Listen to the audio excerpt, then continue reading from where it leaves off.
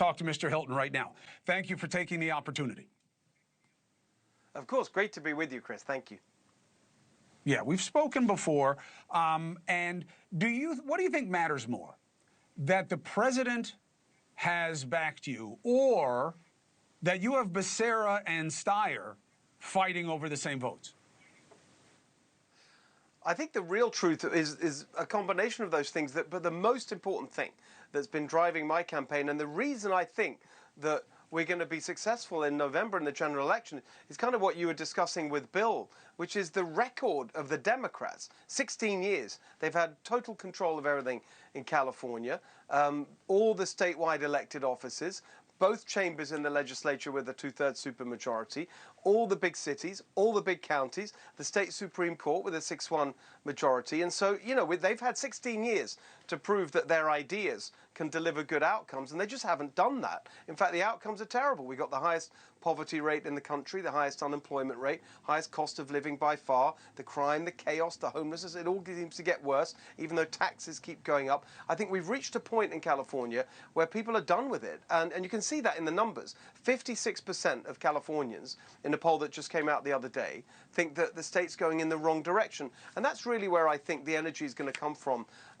in the next phase of this campaign, is to speak to that majority who want change and say, look, I've got plans, simple, positive, practical things, not ideological, pragmatic, problem solving, cut your taxes, your first 100 grand tax-free, get down to a more reasonable level for gas prices by reversing the energy policies that have sent them sky high. These kinds of things that I think everyone can get behind. And so I'm confident that we can win in November. I don't think it's going to be easy, but I think we can do it.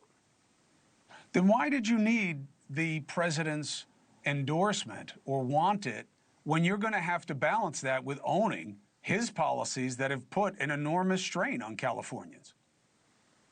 Well, I didn't ask for it, but I was very honored to get it and very appreciative that he reminded everyone about it on Election Day and indeed on election morning. Because, look, as you mentioned, I'm a new American citizen, a naturalized citizen now. We've been here since 2012, moved here with my wife and my 2 sons. But to be endorsed by the President of the United States is my first run for office, and also the Vice President. I've got to tell you, just on a personal level, it's a great honor. I don't think it means that you look at all of the policies at the federal level and translate them to California. I think what it really means is that you're going to have, as governor, someone who can work in partnership with the president and his team to deliver practical benefits to Californians. The president alluded to that in his congratulatory message this morning, that actually he'll be able to deliver for California.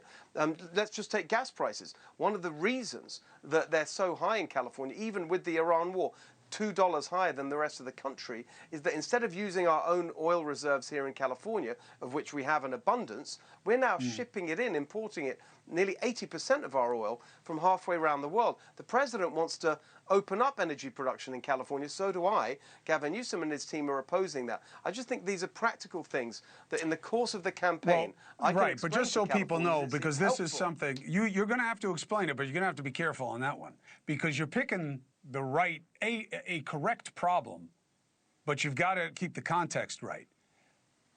The government allows our oil companies to export because they say, well, we don't want to mess with private industry, which, as we both know, is nonsense. We do all kinds of preference structures for corporate citizens. Your gas taxes make your tax rates higher in California. True. But it's not about more drilling. It's not about the capacity. It's about the ability of the companies to sell them where they get the biggest price instead of serving the interests of Californians, in your case. That's something you would have to change.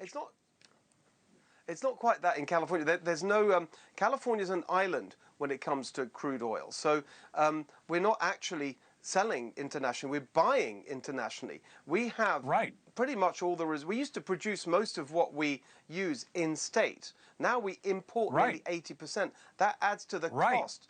You have to change it. And if you look at the $2. Exactly, and I can change it through regulatory changes.